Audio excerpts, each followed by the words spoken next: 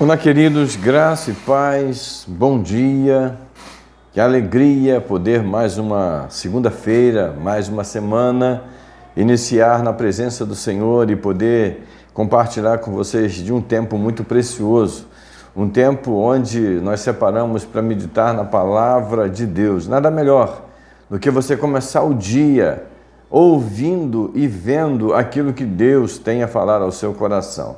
Por isso, meu querido amigo, meu irmão, eu quero te convidar para você parar um pouquinho dos seus afazeres, a não ser que você esteja dirigindo, mas para você parar um pouquinho, separar esse tempo para juntos meditar na boa palavra de Deus comigo.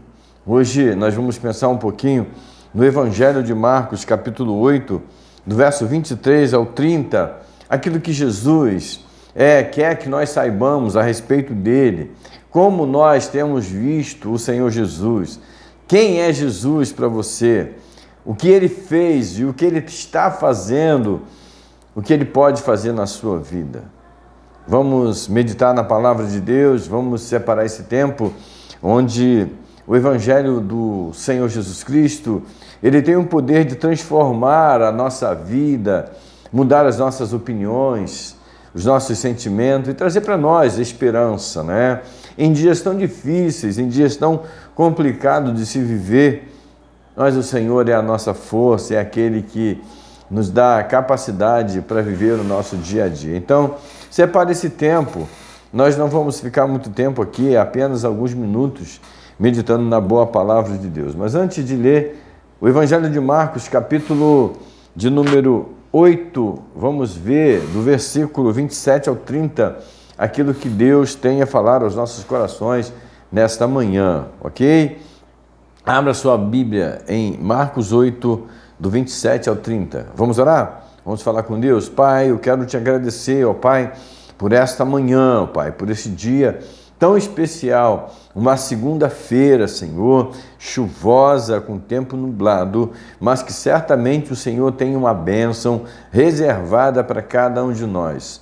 Pai, nós sabemos que nós iremos enfrentar lutas, dificuldades, mas se nós estivermos contigo, Pai, nada será impossível, porque o Senhor é a nossa força, o Senhor é o nosso escudo, é a nossa fortaleza, o Senhor é o nosso socorro bem presente nos momentos de angústia. Eu quero te pedir neste momento que o Senhor abençoe, ó Pai, a vida dos meus irmãos que estão aqui ligados, conectados comigo, meditando na Tua palavra. Em nome de Jesus, gera fé nos nossos corações, gera, Senhor, uma atitude de mudança de caráter, de comportamento, para que o Teu nome seja glorificado.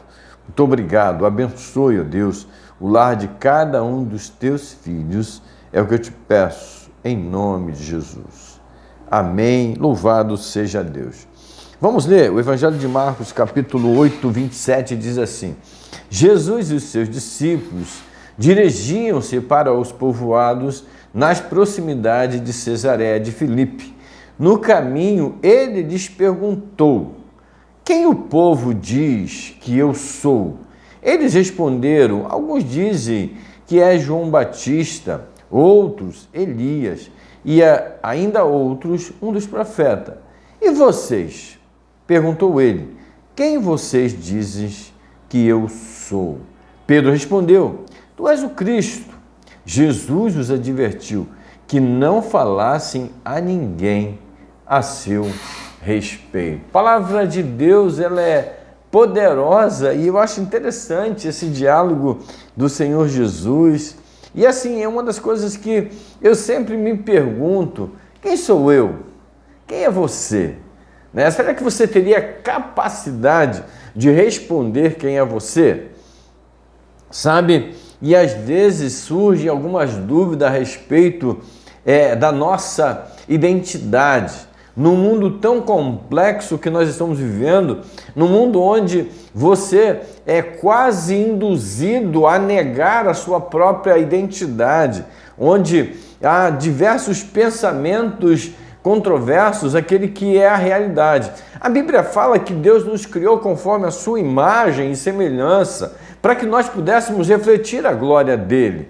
E aí a gente vê, diante de tantas dificuldades, de tantas divergências de pensamento, de atitude, pessoas que querem mudar o seu caráter, pessoas que estão confusas. Hoje nós temos pessoas que pensam que são diversos tipos de gênero, né? E isso é muito complicado. E Jesus, ele faz uma pergunta. Ele estava a caminho de uma cidade, de um pequeno povoado, e ele pergunta: quem diz as pessoas que sou eu? O povo diz: quem sou eu?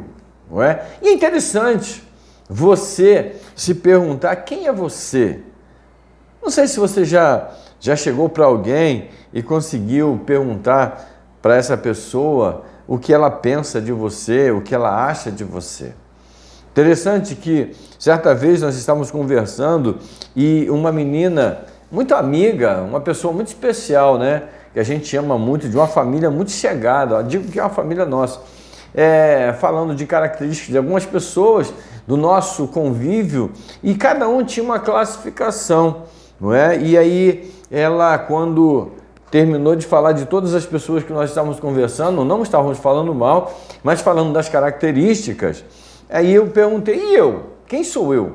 Aí a pessoa, com muito carinho, falou: você é vira-lata. E aí eu fiquei sorrindo, por quê? Porque eu comecei a analisar a minha personalidade.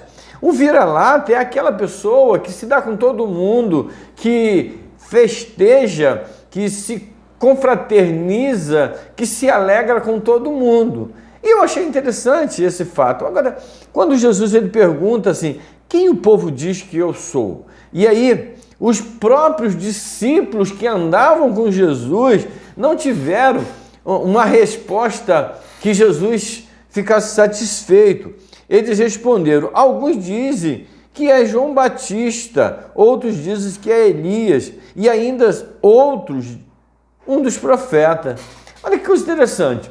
Eles estavam dizendo que o povo estavam personificando o Senhor Jesus como João Batista, que foi um homem de referência na época dos discípulos, na época de Jesus.